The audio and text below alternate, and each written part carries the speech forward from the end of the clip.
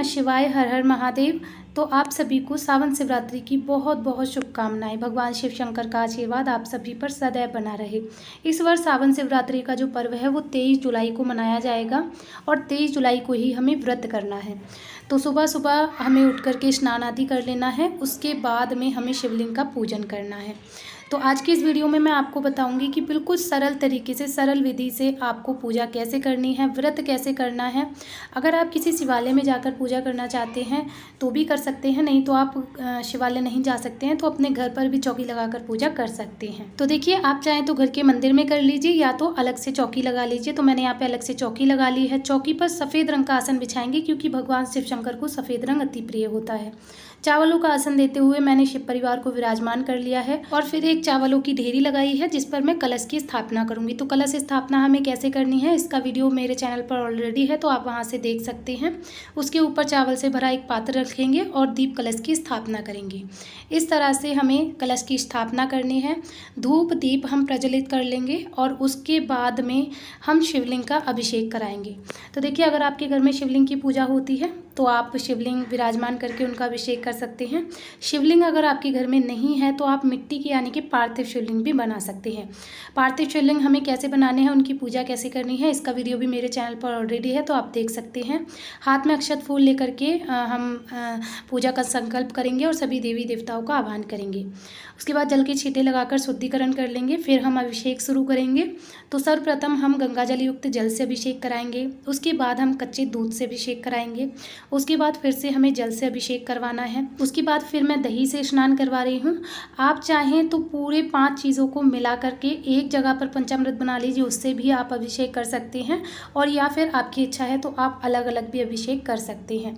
और अगर आप किसी शिवालय में जाकर के अभिषेक कर रहे हैं तो भी आपको सेम विधि से अभिषेक करवाना है, या फिर आप घर पर कर रहे हैं तो भी आपको ऐसे ही अभिषेक करवाना है। अगर आप मिट्टी के पार्थिव शिवलिंग बना करके पूजा कर रहे हैं तब भी आपको सेम विधि से जो है अभिषेक करवाना है। और अगर आप अलग अलग चीज़ों से अभिषेक करवा रहे हैं तो फिर आप प्रत्येक अभिषेक कराने के बाद में जो है जलाभिषेक जरूर कराएं।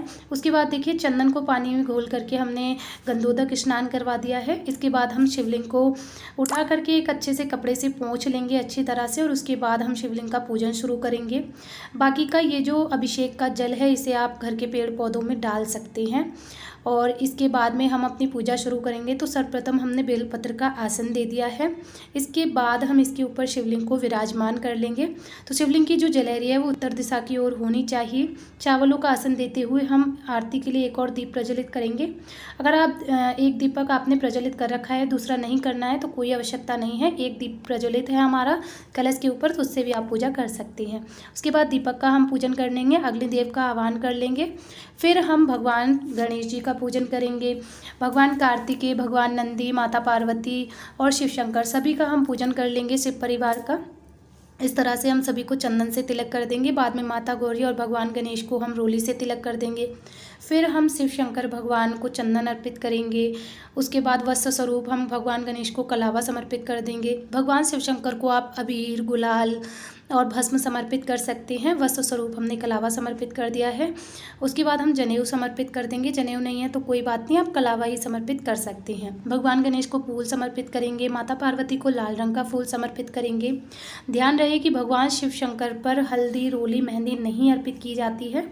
इसके बाद हम बेलपत्र समर्पित करेंगे। तो आपकी कोई भी मनोकामना है तो इस तरह से बेलपत्र की तीनों पत्तियों पर आप चंदन लगा करके 5-7 बेलपत्र अर्पित कर सकते हैं। समी पत्र हम अर्पित कर देंगे। इसके बाद भांग, धतूरा, जो भी आपके पास चीज़ें हैं भगवान शिव शंकर की प्रिय चीज़ें, उन्हें आप अर्पित कर सकते हैं।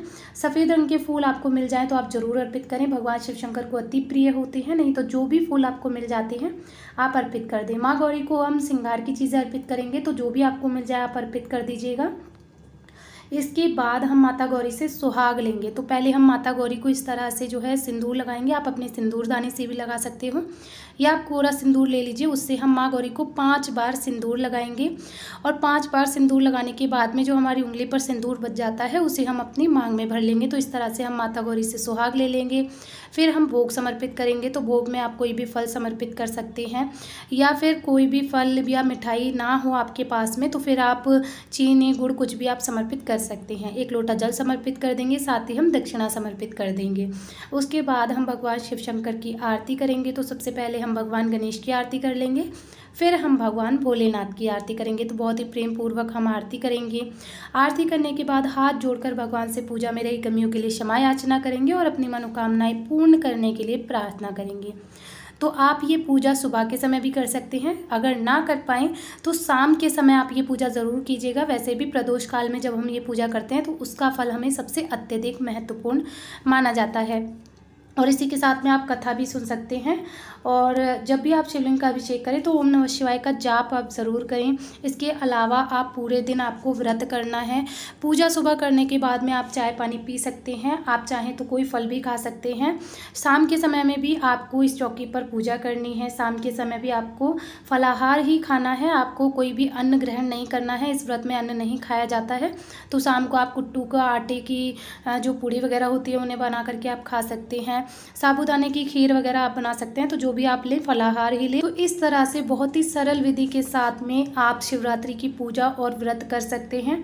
आई होप कि वीडियो आपको अच्छा लगा होगा। वीडियो थोड़ा सा भी हेल्पफुल रहा हो तो वीडियो को लाइक कर दीजिएगा, चैनल को सब्सक्राइब कर लीजिएगा।